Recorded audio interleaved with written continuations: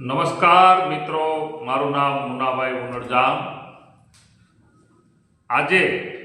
આજરોજ 18/12/2025 આપણે કાળો ચના ઉર્ફે કેસી વિશે વાત કરવા જઈ રહ્યા છીએ। વાત એ કરવાની છે કે હમણાં તાલુકામાં એક એવી કાળો ચનાએ અફવા ઉડાડી કે મુનાભાઈ ઉપર મેં એફઆરઆઈ કરાવી છે, ગુનો દાખલ કરાવ્યો છે એગ્રોસિટી બાબતમાં। તો હું એ વિશે આપને જણાવવા માંગુ છું કે હમણાં મને 2 દિવસથી વેરાવળ SC/ST ના ડીવાયએસપી સાહેબ પાસે મને નોટિસ મળેલી અને મને ત્યાં બોલાવેલ।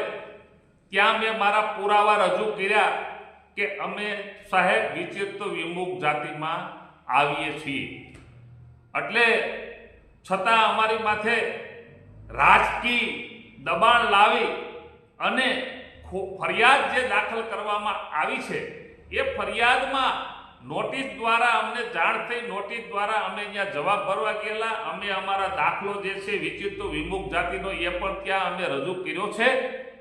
અને આ ફરિયાદ એગ્રોસિટી જે છે તે એના ફરિયાદી છે નાથાભાઈ કરીને। હું એમને ઓળખતો પણ નથી કે નાથાભાઈ કોણ છે, પણ જ્યારે આપણા ઉના પીઆઈ સાહેબે અમને બોલાવ્યા, એ લોકોને ફરિયાદીને બોલાવ્યા, ત્યારે અમે નાથાભાઈને મળ્યા કે આ નાથાભાઈ છે, એને આવેદન દીધા। ત્યારે નાથાભાઈએ એવું કીધું કે મુનાભાઈ, આ તમે પાડા બાંધો ને એમાં અમને વચમાં શું કામ લાવો? તો મેં કીધું કે ભાઈ શરત છૂકથી કાંક મારાથી ભૂલ થઈ છે, પણ ભૂલ થઈ અને અમે માફી માંગી લીધી નાથાભાઈ, પછી કોઈ પ્રશ્ન રહેતો નથી। માફી જે માફ કરે ને એને મહાન માણસ કહેવાય। છતાં પણ તમે આવેદન દીધું, આજે તમને અહીંયા ફરિયાદ કરવા માટે મોકલ્યા, પણ તમે ચિઠ્ઠીના છાકર છો, તમે નગરપાલિકામાં કાયમી કર્મચારી છો, તો તમને તમારી મજબૂરી છે, આપ તમ તારે ફરિયાદ આપો, અમને કંઈ વાંધો નથી। અમને ન્યાયતંત્ર ઉપર 100% વિશ્વાસ છે, ન્યાયતંત્ર ઉપર। અમે ન્યાયતંત્રમાં અમે હાઈકોર્ટ સુધી અમારી એફઆરઆઈ અમે હાઈકોર્ટના ધારદાર વકીલો મારી પાસે છે, મેં એમને મોકલાવી દીધી છે, મારા દાખલા મોકલાવી દીધા છે, પણ હાઈકોર્ટના વકીલનું એવું કહેવાનું છે કે તમને નોટિસ મળી છે, તમારા જામીન લેવાના નથી, હજી ચાર્જશીટ 90 દિવસે થાય પછી તમને અટક તમારે જામીન દેવા પડે, પછી ચાર્જશીટ પછી તમે હાઈકોર્ટ આવો।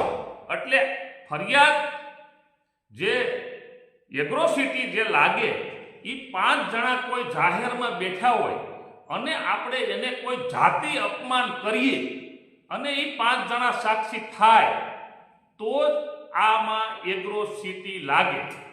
પણ આ તો એક મીડિયા માધ્યમથી શરત ચૂકથી બોલાઈ ગયું અને એ ફરિયાદી એવું કીધું કે અમે પ્રેસ ગ્રુપમાં જોયું અને અમે આ ફરિયાદી બન્યા છે। તો આઈટી મુજબ જે ફરિયાદી જે છે તે આઈટી મુજબ કોઈ પણ ફરિયાદ ફોનમાંથી જે આઈટી મુજબ તમે જુઓ તો ફોનમાંથી મીડિયામાં જોઈ અને એ સામા ફરિયાદીને ઓળખતા નથી, જે આરોપી છે એની કોઈ ઓળખ નથી, એને કોઈ જાણી જોઈને કીધું નથી, એટલે આમાં એગ્રોસિટી લાગે નહીં, કોર્ટ આમાં એગ્રોસિટી કાઢી નાખે। પણ આ ભાઈ શું છે કે સવારમાંથી ઓફિસમાં બેઠી અને એક જ કામ કરે છે, મુનાભાઈની પાછળ રહેવાનું, અને મુનાભાઈને અહીંયા આજે બોલાવે, બીજે દિવસે બોલાવે, મુનાભાઈને અહીંયા મુના બોલાવે, ભાઈ કેસી કાળો ચના મારે કાંઈ કામ નથી, નિવૃત્ત માણસ છું, મારી પાસે ટોટલ કચ્છ ભુજની અંદર અબડાસા તાલુકાથી માંડીને અમારું જે રોકાણ અમે ત્યાં કરી દીધું છે, મારું મકાન છે, મેં ફરી કહું છું કે મારી પાસે હું ફ્રી માણસ છું, મારે તું મને જ્યારે કે ત્યારે હું મારી પાસે ફોર્ચ્યુનર ગાડી છે। અત્યારે રસ્તા બહુ નરેન્દ્ર મોદી સાહેબ અને ભૂપેન્દ્ર પટેલ સાહેબની સરકારમાં રસ્તા બહુ બધા હીણા સુધી સારા છે। 10 વાગે સવારમાં નાઈ ધોઈને ગાડી મૂકો વેચી એટલે કલાકમાં હીણા, અને વાત આવી હાઈકોર્ટની, તો હાઈકોર્ટ જવું પડે તો સાંજે 6 વાગે અહીંથી મારો સ્લેબ તો 4 કલાકમાં અમદાવાદ આપણે આવે છે. ગાંધીનગર જવું હોય તો સવારમાં ગાંધીનગરનું કામ પતી જાય. એટલે હું ફ્રી જ છું, તારે મને જ્યાં દોડાવવો હોય ત્યાં દોડાય. હું માનસિક રીતે બહુ મજબૂત થઈ અને હું લડી રહ્યો છું. હું માનસિક રીતે જરાય કંટાળવાનો નથી. જ્યારે મારી પાસે કાંઈ નહોતું, ત્યારે ટિફિનના પૈસા નહોતા, ત્યારે પણ અમે જો કોઈને નમ્યા નથી. તો આજે તો અમારું સર્કલ બહુ મોટું છે, મિત્રો સર્કલ ભાઈઓ. અને આજે આ ફોનમાં હોય ભાઈ કોઈને કહે ભાઈ 10,000 રૂપિયામાં નાખી ગયો નહીં ગૂગલ પે, તો એટલે નાખી દે. તો આ ડીઝલના આ ગાડી લઈને આ મારી પાસે કોર્ટનો આખો થેલો આખો બનાવ્યો છે, અને કેસીની ફાઇલો અને જે બાબતો જે છે તે મારી ગાડીમાં ઓરિજિનલ એક અલગ થેલામાં રાખું છું, અને ઝેરોક્સ ટોટલ એમાં હું રાખી અને સવારમાંથી મારે એક જ કામ કરું છું કે કેસી રાઠોડ આ 93 વિધાનસભામાં ભ્રષ્ટાચાર કરે એની સામે અવાજ ઉઠાવવાનું કામ મારે કરવાનું છે. તારા મનમાં એમ હોય કે મુન્નાભાઈનો હું અવાજ દબાવી દઉં, મુન્નાભાઈને માનસિક રીતે કોઈ ડિપાર્ટમેન્ટ દ્વારા મુન્નાભાઈને દબાવી દઉં, મુન્નાભાઈ માનસિક રીતે થાકી જાય, ઈ તું ઘર ભૂલી જજે. બરોબર છે? હા, મારેથી શરત ચૂકથી એક ભૂલ થઈ છે, એની આપણે પણ માફી પણ માંગી લીધી છે. અને હવે હું કોઈ આ મીડિયા માધ્યમથી સોશિયલ મીડિયામાં રહેવું એ કોઈ ગુનો નથી. મારેથી કાંઈ ન ભૂલ થાય, મેં આ વિડીયો બનાવું અને એ વિડીયાનો મારે રિહર્સલ 2 વાર હું કરીશ. મારી પાસે એના માણસો પણ છે કે ભાઈ આ વિડીયો હું મોકલું, તમે જોઈ લો કાંઈ આમાં ભૂલ ચૂક છે, પછી જ હું વાયરસ કરીશ. કારણ કે આમાં ભૂલ તો કથાકારોની થાય, મેં કીધું કલાકારોની થાય, મિનિસ્ટરોની થાય, તો કોઈ માથે એફઆરઆઈ કરવાની ન હોય. આ શરૂઆત આપણા ઉનામાંથી થઈ છે એફઆરઆઈ કરવાની. આમાં એફઆરઆઈ ન હોય, આમાં માફીપત્રક હોય, પણ આ ભાઈને માફીપત્રકમાં સંતોષ ન થાય. આ ભાઈને એમ છે કે મુન્નાભાઈની માથે હું એફઆરઆઈ કરાવું, મુન્નાભાઈ માથે 5 ગુના થાય તો હું ગુસ્કોટેક કરાવું. મિત્ર કેસી ગુસ્કોટેકના 2019 પછીના જે કેસ હોય એ ગુસ્કોટેકમાં લઈ શકાય છે. 2019ના આગળના કેસ લેવાતા નથી. 2019 પછી તું મારી માથે 5 કેસ કરાવીને ગુસ્કોટેક કર તો એમાં 6 મહિને ચાર્જશીટ આવે છે અને 8 મહિનામાં માણસ છૂટી જાય છે. એક પાછા જ છે ગુસ્કોટેક, બીજું કોઈ વસ્તુ ગંભીર કાંઈ બીજું છે નહીં. બધા 8 મહિનામાં છૂટી જ જાય છે. ગુસ્કોટેક કોઈ ફાંસીના માસડે નથી ચડાવી દેતું. લોકોને એક ડર છે કે ભાઈ ગુસ્કોટેક તમે ગુનાહિત પ્રવૃત્તિમાં સરકારે એક નિયમ કાઢ્યો છે કે ભાઈ આને 6 મહિને ચાર્જશીટ મળે તો 8-10 મહિના જેલમાં રહે તો કોઈ ગુનેગાર હોય એ સુધરી જાય, બહાર આવીને એક સુધરવાનો મોકો છે. પણ અમે કોઈ ગુનેગાર નથી, અમે તો સામાજિક કાર્યકર છીએ અને તું તો અમને ગુનેગાર બનાવશો. અમે જાણીએ છીએ, અમને તું હાથે કરીને ગુનેગાર બનાવશો. એટલે અમે એમાં ક્યાંય પીછીહટ કોઈ બાબતની કરવાના નથી. અમે હમણાં એક પેપર હતું ન્યૂ ઓફ વડાલી, એમાં મેં વાંચ્યું કે ભાઈ મુન્નાભાઈએ આ જે વિડીયો મૂક્યો હતો જે એને મુન્નાભાઈએ યુટ્યુબ ચેનલમાંથી ડિલીટ કરી નાખ્યો. તો એમાં મેં શું ગુનો કર્યો? હું 93 વિધાનસભા મતદાર ભાઈઓને કહું કે મારે અનુસૂચિત જાતિ વિશે એક શરત છૂટથી શબ્દ બોલાઈ ગયેલો, તો એની મેં માફી પત્ર માંગી લીધું. મેં માફી માંગી લીધી. પછી વાત રહી મારા યુટ્યુબમાં હું એ વિડીયો કાયમી રાખું તો એ વ્યાજબી છે? તમે કહો એ વ્યાજબી છે? મારે ન રખાય કે ભાઈ એ વિડીયો આપણે એક બાજુથી માફી માંગીએ યુટ્યુબમાં એ વિડીયો ચાલુ રહે તો એ માફી ન કહેવાય. એટલે મેં એ વિડીયા શરત ચૂકથી ભૂલના તેને ડિલીટ કરી નાખ્યા. તા તો ભાઈએ છાપા મપાવ્યું કે તો બધાએ જોઈ લીધા છે ને મુન્નાભાઈ યુટ્યુબ ચેનલમાંથી વિડીયા ડિલીટ કરી નાખ્યા. તો પણ હું કહું છું મેં ડિલીટ કરી નાખ્યા છે, કરી જ નાખવા જોઈએ. એને જ મરદ માણસ કહેવાય અને ભૂલ કબૂલ કરે એને જ મરદ કહેવાય. હા, આપણે જે જાતિ જ્ઞાતિને જે તમે ગાળું કાઢો છો, કેસી કાળું ચના, તું જે બધાને ગાળું દેશો તો એને તે ક્યાંય માફી નથી માંગી. હે, એટલે આ જે હમણાં પૂંજાભાઈ વંશે પણ જે છે સરકાર ગાંધીનગર સુધી, હું તો આ 93 વિધાનસભાના મતદાર ભાઈઓને કહેવા માંગુ છું કે આપણે કોને મત આપ્યા છે. આ ક્યાં લગી આપણો તાલુકો 182 ધારાસભ્ય છે. આપણા 182 એમાં આપણો ધારાસભ્યનું નામ, હું તો એને ધારાસભ્ય કહેતો જ નથી, હું તો કાળું ચનાસ કહું. એ ધારાસભ્યને બોલવાને લાયક એ માણસ છે જ નહીં, ધારાસભ્ય આવા હોય જ નહીં. આજે તમને કહું કેટલા હોહાપા થાય છે આપણા ઉનામાં. આજે તમને કહું ભૂપેન્દ્ર પટેલ સાહેબ સુધી આ પૂર્વ ધારાસભ્યએ રજૂઆત કરી. આજે ભાજપની સરકાર બદનામ થઈ રહી છે કે આવા માણસો આપણી સરકારમાં રહીને આખી સરકારને બદનામ કરે છે. અત્યારે તમને કહું આજે આપણે મત દીધા છે, આપણો પ્રતિનિધિ એવો તમે છૂટાવીને મોકલો કે વિધાનસભામાં ધારદાર દલીલો કરી શકે, આપણી રજૂઆતો કરી શકે એવો તમે ધારાસભ્ય પ્રતિનિધિ તમે છૂટાવીને મોકલો. આજે તમને હું એમ કહું છું, આને બોલતા નથી આવડતું. વિધાનસભામાં પેપર ક્યાં કરીને જાય, 5 વાતો બેહી જાય. આને ગાળ્યો સિવાય કઈ આવડતું નથી. એ હું અહીંયા ધારદાર દલીલો કરે, એ અહીંયા હું ઉનાની રજૂઆતો કરે.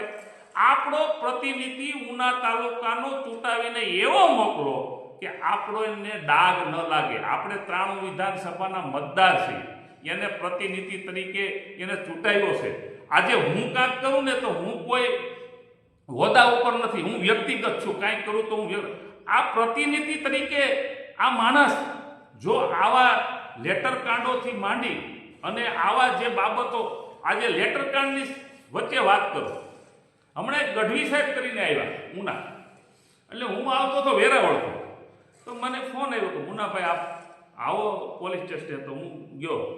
મને કે મુનાભાઈ આમાં જે આ લેટર કાંડ બાબતોમાં તમારું નિવેદન લેવાનું છે, તો એમાં તમે આપ શું કહો? મેં કીધું લેટર કાંડ બાબતમાં મારું નિવેદન લેવાની બાબત આવે તો લખો. મેં કીધું કે ભાઈ આ જે લેટર કાંડ સોશિયલ મીડિયામાં વાયરલ થયો, બરોબર, વાયરલ થતાં અમારી પાસે આ લેટર કાંડ બધે આ તાલુકામાં ફર્યો, અમારી પાસે આ લેટર આવ્યો કે ભાઈ મીડિયા માધ્યમથી. તો અમે એ લેટરની બાબત આવી તો એની પ્રતિક્રિયાઓ આપી. આ ધારાસભ્ય તરીકે જો આવો માણસ આખા તાલુકાના મતદાર તરીકે બધાને તાલુકાને બદનામ કરતો હોય તો આ કેટલે લગી વ્યાજબી છે. મને નવજીવન ન્યૂઝે પણ પૂછ્યું કે મુનાભાઈ આપ તમે આમાં શું કહેવા માંગો છો? એમને પણ મેં ખુલાસો આપ્યો. અને બીજું તપાસ તમારે એટલી જ કરવાની છે કે એમના ભાણેજ રાકેશભાઈ પોતાએ કબૂલ કરે છે મીડિયા માધ્યમથી કે મેં આ લેટર મને મારા મામાએ આપ્યો છે અને એ લેટર મેં પોસ્ટ ઓફિસેથી ધારાસભ્યને પોસ્ટ કરવાનું કીધું, એટલે મેં આ પોસ્ટ કર્યો છે ને આ એની પહોંચ છે.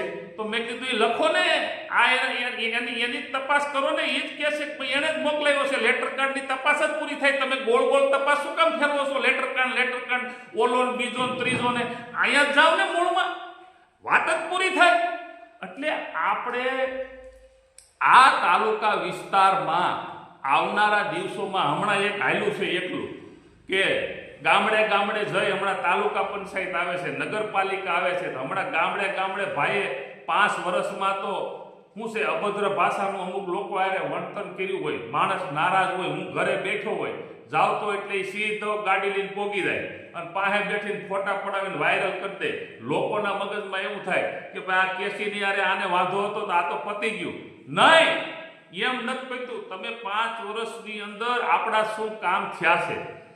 હમણાં તો એ બધાને ફોન કરશે, શું કરો છો, કેમ છો, મજામાં છો, આનંદમાં છો, કઈ કામ હોય તો કહેજો, ઓફિસે જાઓ તો તમને ચા પાણી પાસે તમારી બાજુમાં ખુરશીમાં બેઠાડશે. આ ખાલી 3 મહિના ગયા એટલે તરત કહેશે કે તમે ક્યાં કઈ કામગીરી જ કરી છે. ચૂંટણી ગયા પછી એની જે ચૂંટણીમાં ધારાસભાની ગયા પછી પણ ઘણા સરપંચોને તાલુકા સદસ્યોને એમ કીધું તમે મદદ ક્યાં મને આપ્યા છે. એટલે આ ખાલી 3 મહિના પૂરતી એની વાણી વર્તન સુધરી જાય અને તમને તમારા ગામડે માજી સરપંચ હોય, સરપંચો હમણાં એ જ હાલ્યું છે, બધા ફોટા પડાવી અને વાયરલ કરવા. એટલે લોકોના મગજમાં સોશિયલ મીડિયામાં એમ થાય કે આ કેમ આની યાર, પણ હવે હું જ ઘરે બેઠો હોય અને એ આવે કોઈ કાઢી મૂકે, બે ફોટો પાડીને વાયરલ કરે, પણ તમે એને અંગત એના આત્માને પૂછો કે ભાઈ આ કઈ રીતે તમે આમની સાથે, ત્યારે એ કહેશે, ફોનમાં નહીં કે તમે રૂબરૂ એને મળશો તો કહેશે કે મારો આત્મામાં હું કોઈ દિલથી નથી બેઠો, આ તો ખાલી સોશિયલ મીડિયામાં બધું વાયરલ આ ભાઈ કરે છે. નકર અંદરથી લોકો બહુ બધા નારાજ છે. આજે તાલુકા પંચાયત તમને કહું, ગીરગઢડા તાલુકા પંચાયત સદસ્યો કોઈની પાસે કાંઈ છે નહીં. બધા બિચારા ઘરના પૈસે ઘરની ટિકિટોએ તાલુકા પંચાયતોને મિટિંગોમાં જાય છે. કોઈને એક પાંચકાની આવક નથી.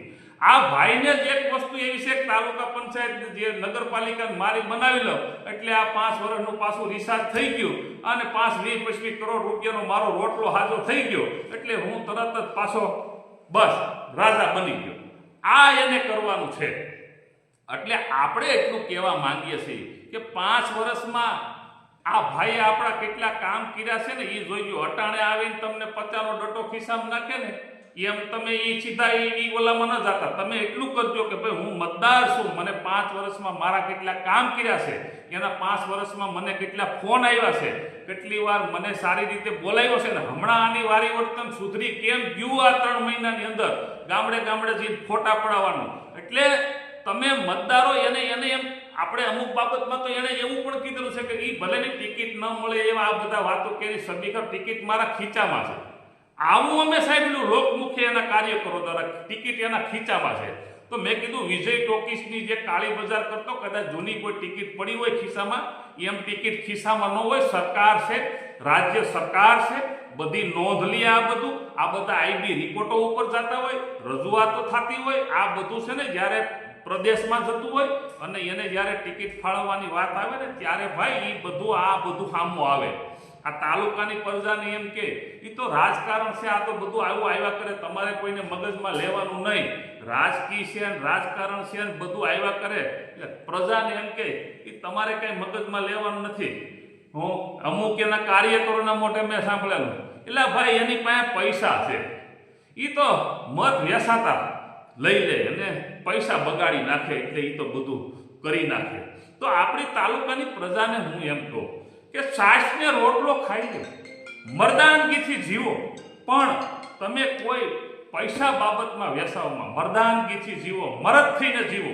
મને કદાચ આ તો એની એફઆરઆઈ કરાવી, હું હાઈકોર્ટ સુધી જવાનો છું, મારી ચાર્જશીટ થઈ જવા દો, હાઈકોર્ટ સુધી જઈશ અને એમના ઉપર પણ હું એફઆરઆઈ કરાવવાનો છું કે એમના ઘરે જે 3 મર્ડરના આરોપીઓ, વોન્ટેડ આરોપીઓ અને હથિયારોની વાત થાય, મારી વાત થાય, 9mm મોઢામાં નાખી દીધી, ધોકો લઈને દોડ્યા, મુનો મારી ઓફિસે હેઠો બેઠે, આવું બધી જે બાબતો આવી, બરોબર.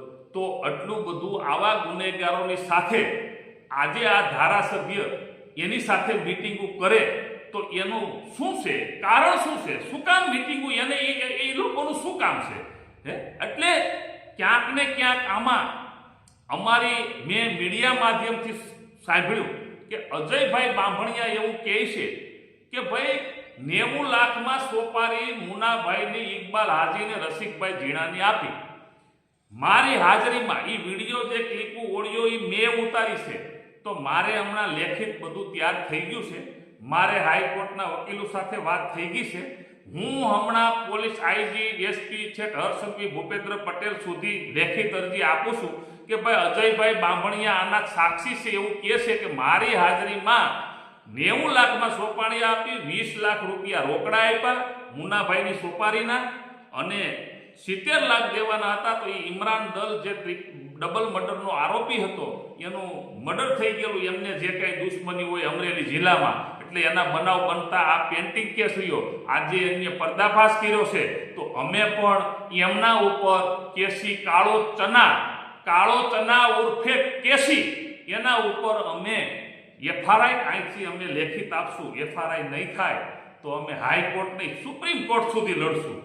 મારે બહુ વકીલોથી માંડી અને બધા સાથે બહુ સારા સંબંધો છે અને અત્યારે હું સુખી પણ છું, મને કાંઈ તકલીફ નથી. મારા પ્રમાણમાં તમને કહું, મને આ તાલુકામાં બધાય 18 વરણ મને ઇજ્જત આપે છે. મુનાભાઈ બધા સારી રીતે, મને કોઈ બાબતોને હું વિવાદને માનતો નથી, પણ મારેથી શરત છૂટ થઈ ગઈ હતી એટલે એણે એમ કીધું મારી ઓફિસે આવીને હેઠો બેઠે. મારે એટલું ખાલી કહેવાનું હતું કે હું એલા કઈ ભિખારી છું તો હેઠો બેઠું, એટલું જો હું કહું તો કોઈ પ્રશ્ન બને નહીં. પણ ક્યાંક આપણી પણ કઠણાઈ હોય, આપણે પણ ક્યાંક ને ક્યાંક આપણી કઠણાઈ માંડેલી હોય તો આવું બને આપણી શરત છૂટના કારણે. પણ એ પ્રશ્નનો મુદ્દો અટાણે કોઈ રહેતો નથી. પણ કોઈ અવાજ દબાવવા અમારો માંગતો હોય ને તો અમારા દિલમાં જ્યાં સુધી પ્રાણ હશે ત્યાં સુધી આ તાલુકાની જનતા માટે હું લડતો રહીશ. કોઈ પણને ક્યારેય વિચારવું નહીં. હમણાં હું 2 દિવસથી એસસી એસટીના ડીવાયએસપી સાહેબ પાસે મારે જે જવાબ ભરવાના હતા એ પણ ભરાઈ ગયા છે. હાઈકોર્ટ સુધી મેં આ બધી એફઆરઆઈનો મને નોટિસો મળી એ પણ મોકલાવાઈ ગઈ છે. પણ ચાર્જશીટ થાય ત્યાં સુધી તમને અટક ન કરે ત્યાં સુધી તમે કોર્ટમાં ફટકારી ન શકો. એટલે એ બાબતોની અંદર હું આમાં પૂરેપૂરો મારે સવારમાંથી કોર્ટમાં જ જવાનું છે. મારી માથે ટોટલ જે કેસ છે એની નકલો પણ કાઢવામાં આપી દીધી છે. બધા કેસની અંદર હું નિર્દોષ છું છે એના જજમેન્ટો કાઢીને પણ ફાઇલ બનાવું છું. મારે કોર્ટ કચેરી સિવાય પોલીસ સ્ટેશન જ્યાં જરૂર પડે એ સવારમાંથી મારે આ જ કામ કરવાનું છે. મારે કંઈ બીજું કામ જ નથી. મારે લડત જ કરવાની છે. અને ક્યાંય પણ બાબતમાં ચૂક થાય કોઈ તાલુકામાં હું કોઈ પણ બાબતમાં મને કોઈ દબાવવાની કોશિશ કરે તો હજી પણ ફરીવાર કહું છું કે હું કોઈથી ડરતો નથી. કાળો ચનાથી એક જરા પણ હું એક સ્ટેપે બીતો નથી. હું કાયમ ઉનાની બજારમાં જ રખડું છું. ઉના જાઉં છું, પોલીસ સ્ટેશન જાઉં છું. જાહેર છે ઉના અમારું હટાણું છે. અમે જરાય કોઈથી ડરતા નથી. એટલે અમારે લડવાની બાબતો જે આવે કાયદાકીય નિયમમાં એ પણ લડશું. કાંઈ પણ બાબતો બીજી ફરિયાદો આવશે ને ઘૂસખોટેક આવશે તો એમાં પણ બધાય છૂટી જ જવાના છે. એ કોઈ ફાંસીની સજા નથી એમાં. પણ આવનારા દિવસોમાં 2 વર્ષમાં તારી પાસે જે આ લેટર પેડ છે ને લોકોના પતિ એનો તો ઉપયોગ કરી લે અને જેટલો થાય એટલો લોકોની માથે જેટલા માછલા ધોવાય એટલા ધોઈ લે. માણસના 65 વર્ષ 70 વર્ષ પછી નિવૃત્તિની જિંદગી શાંતિથી જીવે ને એ તું શાંતિથી જીવી નથી શકવાનો. કોઈ દી તું પાછળની જિંદગી શાંતિથી તું નહીં જીવી છે. કારણ કે તે માણસને કોઈની પાછળ જ રહેવાનું. કોઈ તાલુકામાં પૈસો બનાવવો ન જોઈએ. કોઈ ખારી ગાડી લઈ તો કે આની પાસે પૈસા ક્યાંથી આવ્યા, કોઈ કે મકાન લીધું તો કે આની પાસે ક્યાંથી આવ્યું. આનો પરિવાર ને આની પાસે જ પૈસા હોવા જોઈએ. લોકો બધા ગુલામી તરીકે આની નીચે રહેવા જોઈએ. આવી આની રણનીતિ છે. આ રણનીતિમાંથી આપણે બહાર આવવાની જરૂર છે. હું તાલુકાની જનતાને બધાની પાસે હું 2 હાથ જોડીને કહું છું કે આવનારા દિવસોમાં આવા માણસોને પ્રતિનિધિ, કાર્યશીલ ધારાસભ્ય, લોકલાડીલા ધારાસભ્ય ઈનો ઈ લખે. એની ભેગો હોય ને જ્યાં હોય ત્યાં કાર્યશીલ ધારાસભ્ય, પ્રગતિશીલ ધારાસભ્ય, લોકલાડીલા ધારાસભ્ય ઈના ઈ વીરો ગાય ને પીરો વખાણ.